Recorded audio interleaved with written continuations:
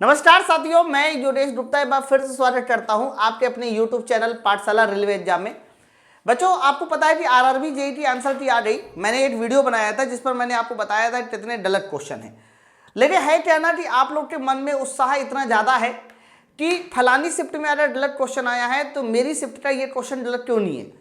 मैं देख रहा हूँ कि बहुत सारे लोग यूट्यूब पर सही क्वेश्चन को भी गलत बताने की कोशिश कर रहे हैं और आप सब लोग भी बड़ा कंफ्यूज हो रहे हैं। मतलब कई सारे ऐसे सवाल हैं जो सही है ना, और सही होने के बावजूद भी आप सब लोग सोच रहे हैं कि कहीं ये गलत तो नहीं है और आप उस पर ऑब्जेक्शन रेज करने की कोशिश कर रहे हैं, है ना। जैसे कि वो एक प्रॉपर्टी वाला क्वेश्चन आया था, एक मैंने देखा कि अवतल दर्पण की फोकल लेंथ निकालने वाला सवाल था, है ना। मैग्नेटिक फील्ड वाला एक क्वेश्चन था। ऐसे मतलब 10-12 ऐसे मैंने सवाल देखे जिसमें लोग अलग अलग तरह का कन्फ्यूजन पैदा कर रहे हैं और उनमें से मैं मानता हूं कि एक दो गलत हैं, लेकिन सारे गलत हैं ऐसा नहीं है ना। आपको समझना पड़ेगा कि उसकी एक्सप्लेनेशन क्या है और क्या उसकी सही एक्सप्लेनेशन है, बात समझे ना। तो उन्हीं सब सवालों को मैं दोबारा से लेके आया हूं। तो मैं इसका एक वीडियो एक पार्ट पहले भी बना चुका था, ये इसका हमारा दूसरा पार्ट होगा। तो आप सब लोग जल्दी से एक बार कमेंट सेक्शन में जरूर बता देना कि आपको कौन कौन से क्वेश्चन गलत लग रहे हैं, कौन से नहीं गलत लग रहे हैं। मैं सारे क्वेश्चन आपके यहाँ डिस्कस करूंगा, है ना। तो आप सब लोग सारे क्वेश्चन को गलत बिल्कुल नहीं कहिएगा। जैसे कि बहुत सारे बच्चे के मन में है कि ये वाला क्वेश्चन हमारा गलत है, जबकि ये वाला क्वेश्चन रेलवे ने गलत नहीं है। रेलवे का ये क्वेश्चन पूरी तरह से सही है। क्या इसमें है वो भी मैं बताता हूँ। लिखा है, जो होमोलोगस सीरीज सजातीय श्रेणी होते हैं, कार्बन का एक ऐसा समूह होता है। बच्चों, पहले होमोलोगस सीरीज समझनी पड़ेगी। होमोलोगस सीरीज का मतलब होता है जिसका हमारा जनरल फॉर्मूला सेम होता है। मैं फिर से बता दूं, होमोलोगस सीरीज वो सीरीज होती है जिसका जनरल फॉर्मूला सेम होता है, ठीक है। अब जनरल फॉर्मूला सेम होने का पहले मतलब समझो क्या है। जैसे कि मान लीजिए मैंने आपसे कहा ये हमारा CnH2n+1 है, तो बच्चों ये हमारा 2n+2 मान लीजिए, ये हमारा एक तरह का एल्केन हो गया। और बच्चों, अगर मैं एल्केन के सारे स्ट्रक्चर देखूं तो CH4 हो गया पहला मीथेन, फिर हमारा C2H6 हो गया। इसी तरह से आप और आगे बढ़ेंगे तो C3H8, इसी तरह से और आगे बढ़ेंगे तो C4H10। अब समझो बात को। बच्चों, कई सारे लोग सोच रहे हैं कि इसका ये वाला आंसर भी सही हो सकता है, ये वाला आंसर भी सही हो सकता है। जिनके पास थोड़ा दिमाग है वो समझ रहे हैं कि ये नहीं, ये आंसर सही हो सकता है। मेरे भाई, नीचे के तीनों आंसर यहाँ गलत है। अब कैसे गलत है समझो। बच्चों, सबसे पहले तो आप ये समझो कि ये हमारा होमोलोगस सीरीज है। होमोलोगस सीरीज के देख लीजिए, अणु सूत्र अलग अलग है, तो अणु सूत्र समान होना गलत है। भाई, मीथेन का अणु सूत्र अलग है, एथेन का अणु सूत्र देखिए अलग है, और आप देखिए प्रोपेन का अणु सूत्र हमारा अलग है, तो ये क्वेश्चन हमारा सही नहीं हो सकता। संरचनात्मक सूत्र क्या होता है, स्ट्रक्चरल फॉर्मूला क्या होता है। बच्चों, स्ट्रक्चरल फॉर्मूला का मतलब होता है स्ट्रक्चर बनाने वाला फॉर्मूला। जैसे कि मीथेन का स्ट्रक्चरल फॉर्मूला तो यही है CH4, लेकिन जब हम लोग एथेन के स्ट्रक्चरल फॉर्मूले की बात करते हैं तो C2H6 है, तो इसका स्ट्रक्चरल फॉर्मूला बन जाएगा CH3CH3। ये है स्ट्रक्चरल फॉर्मूला। बच्चों, प्रोपेन की बात करते हैं, C3H8 की बात करते हैं, तो इसका स्ट्रक्चरल फॉर्मूला बन जाएगा CH3CH2 और फिर आगे CH3। तो आप बताओ क्या इसमें स्ट्रक्चरल फॉर्मूला हमारा सेम है? अरे बोलो, क्या सेम है? नहीं सेम है ना। तो ये कैसे सही हो जाएगा? सर ये अलग गलत भी हो गया। आ जाइए, इनका एक दूसरे के साथ कोई संबंध नहीं है। मेरे भाई, ये भी गलत है, ये भी गलत है। इनका एक दूसरे के साथ संबंध होता है। क्या संबंध होता है सर? संबंध ये होता है कि इनका जो जनरल फॉर्मूला होता है वो सेम होता है। समझना बात हो। तो ये वाला उत्तर पूरी तरह से सही हो जाएगा। इनके कार्यात्मक समूह समान होते हैं। अब जैसे हम लोग एल्कोहल ले ले तो उनके कार्यात्मक समूह समान हो जाएंगे। आप देखो CH3OH हो गया, इनके कार्यात्मक समूह हो गया। फिर इसके बाद C2H5OH हो गया, कार्यात्मक समूह, फंक्शनल ग्रुप तो सेम है ना। और इनमें अंतर कितने का होता है? CH2 का अंतर होता है। अगर इनके डिफरेंस देखा जाए तो एक कार्बन 2 हाइड्रोजन का डिफरेंस है। तो ये क्वेश्चन पूरी तरह से रेलवे का सही है। आपको इसमें किसी भी तरह का ऑब्जेक्शन रेज नहीं करना, पहली बात तो ये है ना। जहां गलत है मैंने बता दिया, अगर मुझे मिलेंगे अभी उसमें भी बता दूंगा। अब जैसे ये वाला सवाल है, ये वाले सवाल में भी लोग बोल रहे हैं कि ऑब्जेक्शन रेज हो सकता है। नहीं भाई, क्यों हो रहा है यार? पहले आपको प्रॉपर्टी समझना पड़ेगा कि प्रॉपर्टी होता क्या है। बच्चों, प्रॉपर्टी ना ही एक मैकेनिकल बैरियर होता है और ना ही एक फिजिकल बैरियर होता है। ये कोई बैरियर नहीं है। बच्चों, बैरियर का मतलब होता है दीवार। मैं फिर से बता दूं, जब भी कभी ये वर्ड लगाते हैं बैरियर, तो बैरियर का मतलब होता है दीवार, किसी तरह का दीवार। अब जैसे कि जो कंडोम यूज करते हैं हम लोग, उसमें ध्यान रखना वो एक तरह का मैकेनिकल बैरियर है, क्योंकि वो स्पर्म को आगे जाने से रोकता है, लेकिन प्रॉपर्टी जो है वो स्पर्म को आगे जाने से नहीं रोकता। ये महिलाओं में कह सकते हो इंसल्ट किया जाता है बच्चों, और आप देख पा रहे हैं कि ये प्रॉपर्टी किस तरह से इंसल्ट किया जाता है मेरे भाई। प्रॉपर्टी में स्पर्म आगे जाकर आपका कह सकते हो यहां पर दैट मीन्स फेलोपियन ट्यूब में जाकर उसको फर्टिलाइज करता है। तो प्रॉपर्टी फर्टिलाइजेशन को नहीं रोकता, मैंने पहले भी कहा था प्रॉपर्टी फर्टिलाइजेशन को नहीं रोकता। प्रॉपर्टी का काम यह होता है कि जब फर्टिलाइजेशन हो जाता है एग, तो उस फर्टिलाइजेशन एग को ये यूट्रस में जो उसका प्रत्यारोपण होता है उसको रोकता है। प्रॉपर्टी ये इसका मेन उद्देश्य है।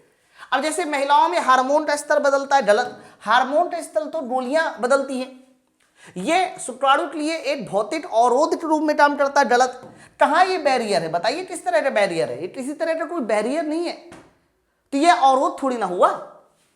फिर आगे लिखा है पुरुषों में शुक्राणु का स्थानांतरण रोकता है। अगर ये अवरोध होता तो ये भी सही होता, फिर अरे ये सही है तो ये भी सही है, जबकि ऐसा है ही नहीं। इसका मेन उद्देश्य होता है निषेचित अंडे को गर्भाशय में प्रत्यारोपित होने से रोकता है। ये बात इसका पूरी तरह से सही है, ठीक है। चलो और आइए, तो इसमें भी किसी भी तरह का ध्यान रखना, ऑब्जेक्शन रेज नहीं करना, ये पूरी तरह सही है। ये लीजिए, यही बच्चों ये वाला सवाल देखिए। ये वाले सवाल को भी बहुत सारे लोग गलत कह रहे हैं, लेकिन ये गलत रही, ये भी सही है। प्रयोगात्मक रूप से अवतल दर्पण की फोकस दूरी कैसे निर्धारित की जाती है? बच्चों फोकल लंबाई निकालनी है, वो भी हमारे किसके अवतल दर्पण की निकालनी है, और इसका एक एक्सपेरिमेंटल मेथड होता है। इंटर में हालांकि ये मेथड पाया जाता है, हाई स्कूल में नहीं होता है। जब हम लोगों को एक मीटर स्केल रखकर, है ना, उसमें 2 पिन होती है और एक हमारा मिरर होता है, उसको आगे पीछे से स्टार्टर कह सकते हो फोकल लंबाई निकाली जाती है।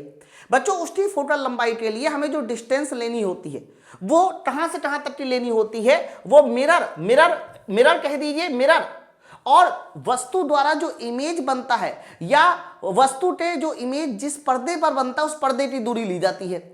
बस इसमें छोटी सी मिस्टेक जो है ये है, वो यहां पर लिखा होना चाहिए कि दूर वस्तु की प्रतिबिंब की इमेज लेते हैं, दूर वस्तु, बस इतनी छोटी सी गलती है। लेकिन जब आप इसका इंग्लिश मीडियम वाला वर्जन देखोगे तो वहां साफ साफ इसमें भी सही लिखा है, डिस्टेंस ऑब्जेक्ट लिखा है। समझना बात को। तो आपको रेलवे पहले भी कहा है कि हिंदी और इंग्लिश में आप इंग्लिश वाले को हम लोग मानेंगे, तो जब इंग्लिश वाले ने उसमें दूर वस्तु के लिए उन्होंने डिस्टेंस ऑब्जेक्ट लिख रखा है, तो ये बात एकदम पूरी तरह से सही है। अब मेरी बात समझो, तो ये वो वाला केस नहीं है जो नॉर्मली आप कहते हो कि फोकल लंबाई ध्रुव से फोकस बिंदु के बीच की दूरी होती है, क्योंकि हमें एक्सपेरिमेंट में तो फोकस बिंदु पता ही नहीं होता, सेंटर तो पता ही नहीं होता। समझे ना बात को? तो ये सवाल पूरी तरह से सही है, इस बात को ध्यान रखना। ये वो एक्सपेरिमेंट का तरीका है, ये वो स्क्रीन होता है, ये पर्दा होता है जिस पर कह सकते हो इमेज बनता है। समझना बात को?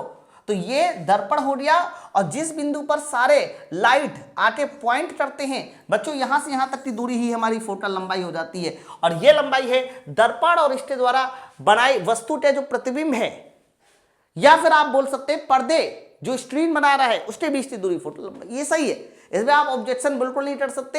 हिंदी में अगर गलती है और इंग्लिश में सही लिखा हुआ है तो आप ऑब्जेक्शन नहीं कर सकते। हाँ, लेकिन ये वाला जो क्वेश्चन है इस पर जरूर ऑब्जेक्शन किया जा सकता है। पीएच वैल्यू में गहरा नीला रंग आपको बताना है कि क्या देता है। बच्चों ये पीएच स्केल का सवाल है, मैंने आपको कई बार बताया है कि जो उदासीन होता है वो हरा देता है ना, और जो हल्का अम्लीय होता है, हल्का अम्लीय, तो बच्चों हल्का अम्लीय लाइट वो हमारा ऑरेंज देता है, या फिर हो सकता है येलो दिखाई दे। लेकिन अगर गहरा अम्लीय है, स्ट्रॉन्ग एसिडिक है, तो वो लाल हो जाता है, स्ट्रॉन्ग एसिडिक। इसी तरीके से जब आप क्षार की ओर बढ़ते हो बच्चों, तो जो गहरा क्षार है जिसकी पीएच वैल्यू 10 से ऊपर होती है, तो 10 से पीएच वैल्यू अगर ऊपर है, जिसको आप स्ट्रॉन्ग बेस कहते हैं, वो हमारा नीला है। तो उदासीन तो हमारा हरा में चला जाएगा। देख लो, दुर्बल क्षारीय नहीं हो सकता, दुर्बल क्षारीय नहीं हो सकता, इसका आंसर प्रबल क्षारीय विलयन होना चाहिए। इस पर आप लोग जरूर ऑब्जेक्शन कर सकते हैं। तो ये जिनकी भी शिफ्ट में आया हुआ सवाल है, आप इसको ऑब्जेक्शन में डाल दीजिएगा। ये ऑब्जेक्शन करने लायक 101% क्वेश्चन है, ठीक है। चलो आ रही टेस्ट के लिए। अब जैसे कि अगला सवाल है, किस स्थिति में लेंस का ठीक 1 आवर्धन होगा? ठीक 1 आवर्धन लिखा है बच्चों, यहां पर लेंस का केस है, और आपको मैं बता दूं अवतल लेंस हमेशा छोटा इमेज बनाता है, और जो उत्तल लेंस होता है, ये देखिए ये उत्तल लेंस है, उत्तल लेंस जो हमारा इमेज बनाता है वो जरूर 8 का आवर्धन ला सकता है।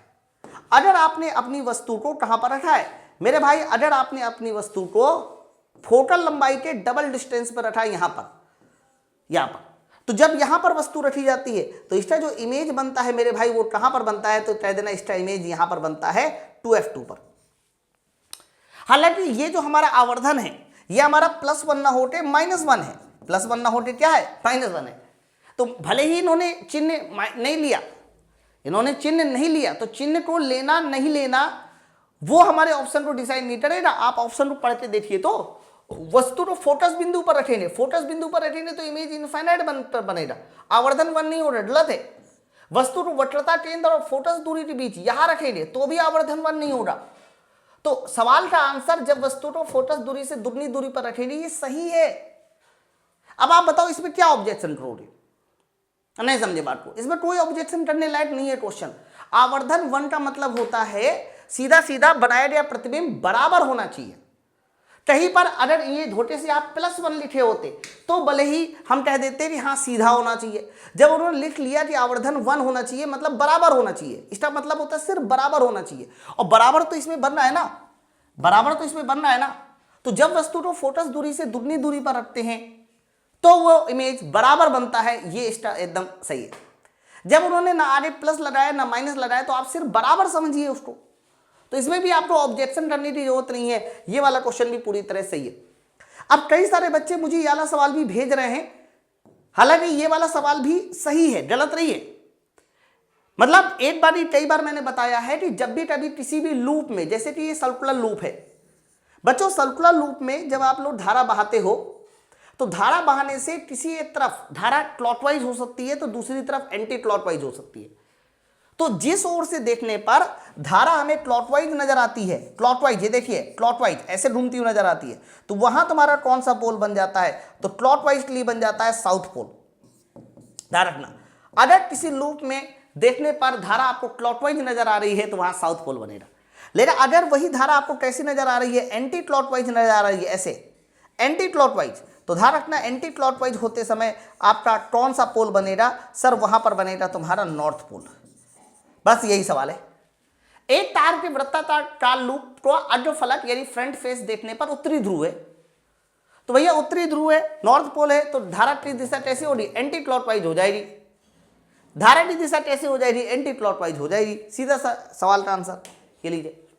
ये वाला सवाल भी कई सारे लोग गलत कह रहे हैं, लेकिन मुझे नहीं पता क्यों गलत कह रहे हैं, काफी लोग गलत कह रहे हैं। अब मुझे तो स्क्रीनशॉट नहीं कहीं पर दिखाई दिया इसका, मतलब मैं क्वेश्चन ढूंढ रहा था तो मुझे क्वेश्चन ज्यादा दिखाई नहीं दिया, तो जिन मैडम ने इसको गलत कहा मैं उन्हीं के स्क्रीनशॉट लेके आया हूं, हालांकि मैंने हटा दिया है।